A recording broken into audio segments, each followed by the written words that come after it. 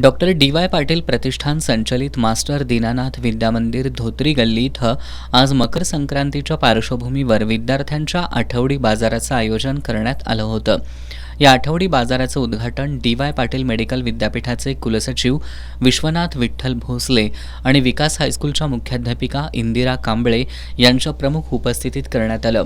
यावेळी इयत्ता चौथीच्या विद्यार्थ्यांनी शेरू अँड हिज शिप्स इंग्रजी नाटक सादर करून उपस्थितांची मनं जिंकली. बाजारात विद्यार्थ्यांनी विविध वस्तूंसोबतच पालेभाज्या, फळे आणि खाद्यपदार्थांच्या विक्रीची दुकानं थाटली होती. या बाजारातून नागरिकांनी विविध वस्तू पदार्थांची खरेदी करून विद्यार्थ्यांना व्यवहार ज्ञानाबाबत प्रोत्साहन दिलं. या उपक्रमासाठी शाळेचे मुख्याध्यापक विश्वास केसरकर यांनी नेटकं नियोजन केलं होतं.